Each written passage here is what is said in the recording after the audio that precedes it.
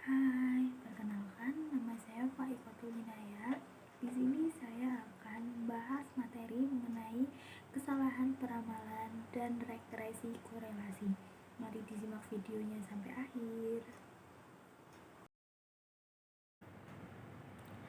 Nah, untuk selanjutnya, untuk pembahasan kesalahan peramalan dan regresi korelasi, di sini saya akan menjabarkan 3 pembahasan. Yang pertama, mendefinisikan pengertian kesalahan peramalan dan persamaan regresi serta koefisien korelasi. Yang kedua, ada mendefinisikan alasan mempelajari kesalahan peramalan dan persamaan regresi koefisien korelasi. Yang ketiga, ada pertanyaan yang akan disampaikan melalui ruang obrolan, akan dijawab sesuai setiap segmen lokakarya. Nah, pengertian dan tujuan peramalan. Aktivitas peramalan merupakan suatu fungsi bisnis yang berusaha memperkirakan permintaan dan penggunaan produk sehingga produk-produk itu dapat dibuat dalam kuantitas yang tepat. Dengan demikian, peramalan merupakan suatu dugaan permintaan yang akan datang berdasarkan pada beberapa variabel. Peramalan sering berdasarkan data deret waktu historis.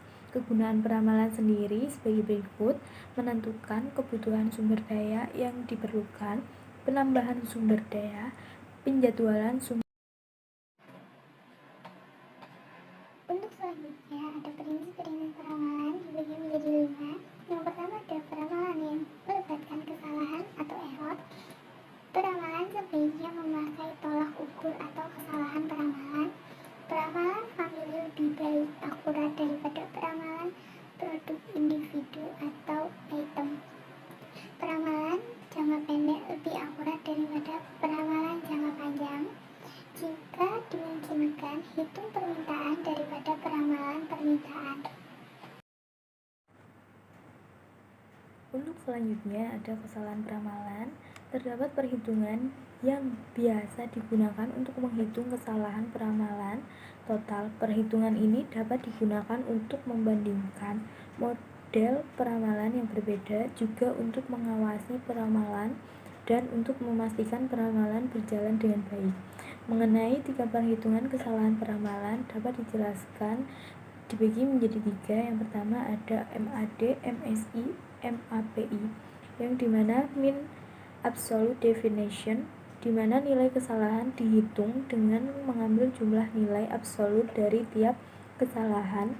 Peramalan dibagi dengan jumlah periode data. Untuk mean squared error, dimana nilai kesalahan dihitung dengan menggunakan rata-rata selisih kuadrat antara nilai yang diramalkan dan diamati. MSI merupakan cara kedua untuk mengukur kesalahan peramalan keseluruhan.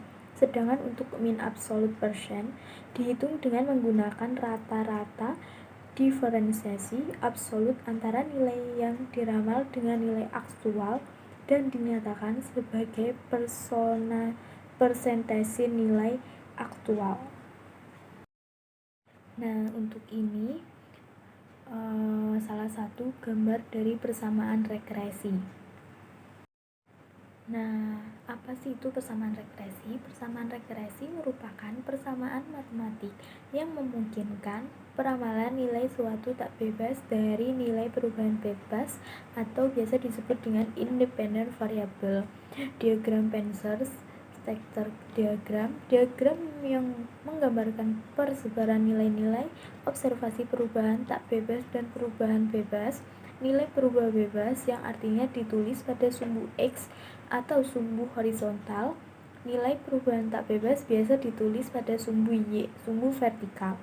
Nah, jenis-jenis persamaan regresi dibagi menjadi 2. Yang pertama ada regresi linear, regresi linear sederhana, regresi linear berganda. Dan yang kedua ada regresi non-linear, regresi eksponensial. Regresi linear sederhana, metode kuadrat kecil, metode yang paling populer untuk menetapkan persamaan regresi linear sederhana. Korelasi linear sederhana, koefisien korelasi R, ukuran hubungan linear berubah X dan Y, nilai R berkisar antara plus 1 sampai min 1. Nilai R yang plus ditandai oleh nilai B yang plus, nilai R yang min ditandai oleh nilai B yang min.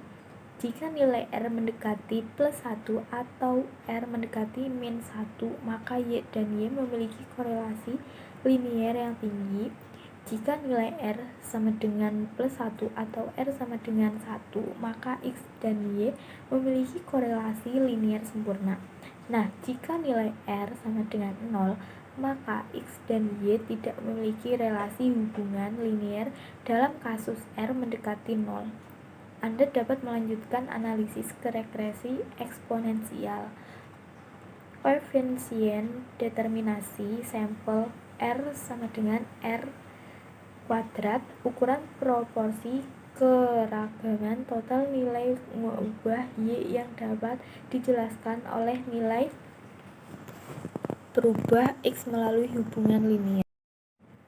Analisis regresi dan korelasi dibagi menjadi 3. Yang pertama ada berupa kumpulan titik-titik yang dapat dihubungkan oleh garis atau kurva plus yang disebut garis regresi linear, kuadratik, logaritmik, eksponensial, kubik, dan lain-lain. Variabel yang distimasi disebut variabel dependen atau terikat. Yang ketiga ada variabel yang mempengaruhi disebut dengan variabel independen atau bebas. Regresi linear dan nonlinear, kuadratik, logaritmik, eksponensial, kubik, hiperbolik, dan lain-lain. Regresi sederhana dan berganda. Sederhana jika hanya terdiri dari satu. Nah, sedangkan ini untuk rumus persamaan regresi linear sederhana. Pengujian hipotesis koefisien regresi, menentukan formulasi hipotesis untuk parameter A dan B, menentukan taraf nyata dan nilai plus tabel yang ditentukan dengan derajat bebas dB sama dengan N-2, menentukan kriteria pengujian, menentukan nilai uji statistik. Analisis regresi mengukur seberapa kuat atau derajat kedekatan suatu relasi yang terjadi antar variabel. Koefisien korelasi memiliki nilai min 1. Untuk koefisien regresi A, kesalahan bakunya. Untuk koefisien B, untuk kesalahan akunnya. Analisis korelasi mengukur seberapa kuat atau derajat kedekatan suatu relasi yang terjadi antar variabel. Koefisien korelasi memiliki nilai min 1. Untuk menentukan keeratan korelasi antar variabel diberikan potongan KK. Koefisien korelasi merupakan akar dari koefisien determinasi. Koefisien determinasi merupakan suatu ukuran yang digunakan untuk melihat seberapa besar sumber variabel independen terhadap variasi variabel dependen. Untuk ukuran ketepatan garis regresi dari hasil estimasi terhadap sekelompok data hasil observasi. Nah, yang terakhir ada untuk mengukur proporsi dari jumlah variasi yang diterangkan oleh model regresi. Nah, untuk jenis-jenis regresi koefisien korelasi dibagi menjadi 3. Yang pertama ada koefisien korelasi Pearson, koefisien korelasi Rang-Spearman, minimalkan memotong perkataan pembicara saat pertemuan. Nah, untuk metode korelasi jenjang Spearman ini diperlukan untuk mengukur keeratan hubungan antara dua variabel di mana kedua variabel itu tidak mengikuti distribusi normal dan konvensional variabel tidak diketahui sama. Korelasi Rang dipergunakan apabila pengukuran kuantitatif secara eksak tidak mungkin dilakukan. Data kedua variabel tersebut berpasangan, misalnya mengukur tingkat moral, tingkat kesenangan, tingkat motivasi, dan sebagainya.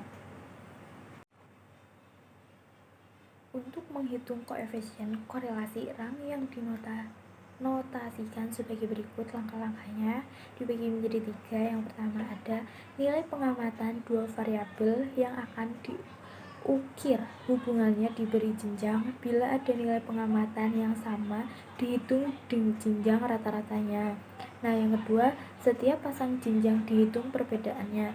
Yang terakhir, Perbedaan setiap pasang jenjang tersebut dikuadratkan dan dihitung jumlahnya. Hai, sekian materi yang bisa saya sampaikan. Semoga bisa bermanfaat untuk teman-teman semua yang menontonnya. Jika ada pertanyaan, bisa ditanyakan di kolom komentar. Terima kasih.